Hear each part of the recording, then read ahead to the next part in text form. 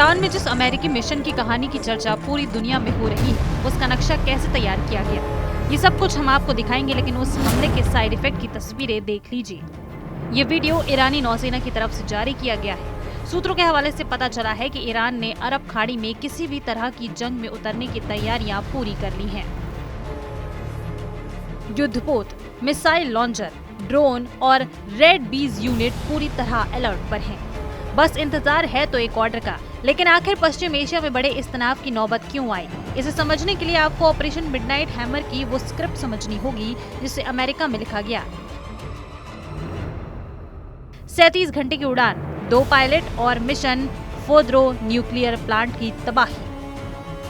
America के Missouri से उड़े B-2 स्टेल्थ बम वर्षकों का ऑपरेशन मिडनाइट हैमर एक पूरी तरह सीक्रेट ऑपरेशन था। रेडियो साइलेंस में उड़ते ये विमान सिर्फ मशीनें नहीं थे, ये अमेरिका का हाई टेक जवाब था। रास्ते में कई बार हवा में ईंधन भरा गया, हर सेकंड का प्लान मिनटों में बंधा हुआ था। एक चूक और सब खत्म। लेकिन इस मिशन की सबसे अनोखी बात थी inside life. Microwave, mini fridge, snacks और टॉयलेट तक।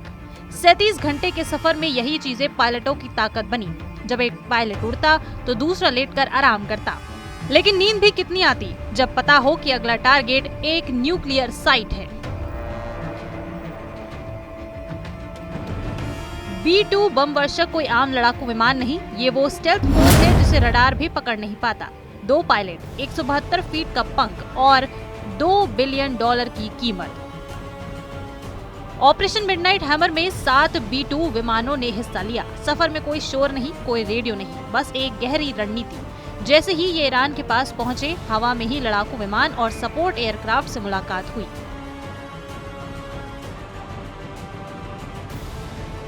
ये सब कुछ मिलीमीटर प्रेसिजन से तय था। समय, दिशा, दूरी, सब कुछ। जरा सी गलती और पूरा मिशन फेल। फिर वो लम्हा आया जब फोर्डो के ऊपर पहला बम गिरा। GBU-57 बंकर बस्टर, 15 टन वजनी बम जो जमीन के भीतर छिपे टारगेट्स को तबाह करता है। अमेरिका ने पहली बार इसका इस्तेमाल किया।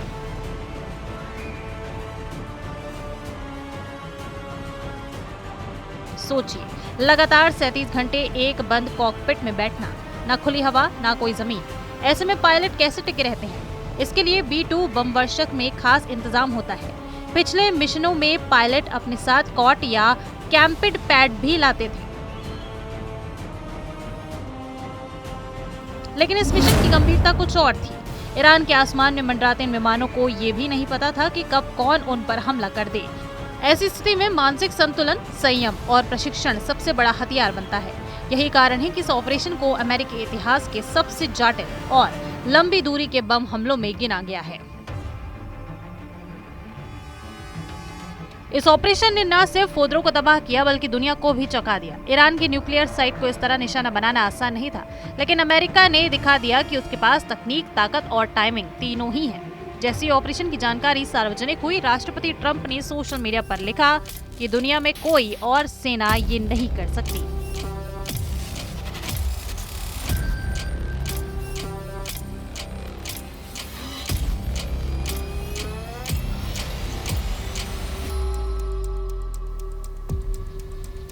ये बयान सिर्फ गर्व नहीं बल्कि रणनीतिक संदेश था, ईरान को, रूस को और चीन को। जनरल डैनियल कैन ने भी बयान में ये कहा कि ऑपरेशन इतना सटीक और चुपचाप अंजाम दिया गया कि दुश्मन को पता तक नहीं चला। जाहिर है ये 37 घंटे की उड़ान अमेरिका की सैन्य कार्रवाई के इतिहास में अनोखा अध्याय बन गई है, क्योंकि ऑपरेशन मिडनाइट हैमर ने बता दिया कि अमेरिका की पावर का मतलब क्या है।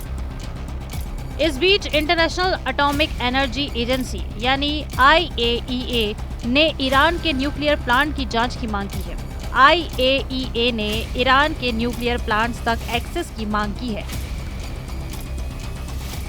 ताकि हाईली एनरिच्ड यूरेनियम के भंडार की जांच की जा सके।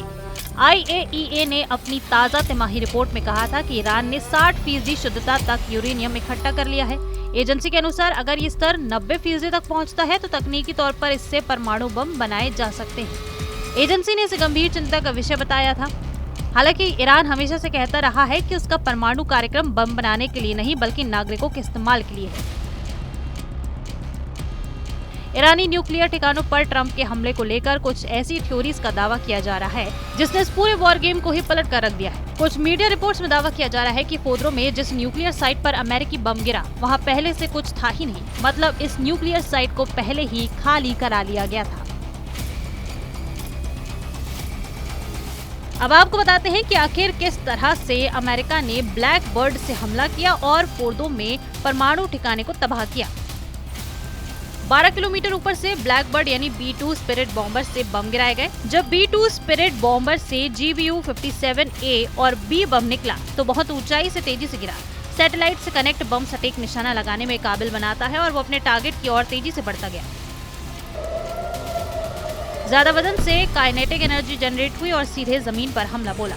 काइनेटिक एनर्जी से 60 मीटर नीचे तक भेदते हुए ये बम पहुंच गया और वहां जाकर बंकर तोड़ बम में पहले से मौजूद डेटोनेटर एक्टिव हुआ और 2400 किलोग्राम विस्फोटक फट गया। ऐसे ही एक के बाद एक 12 GBU-57A और B बम फोर्डो न्यूक्लियर फैसिलिटी पर गिराए गए। डोनाल्ड ट्रंप ने खुद बताया कि इस हमले के बाद फोर्डो परमाणु सेंटर पूरी तरह से तबाह हो गया।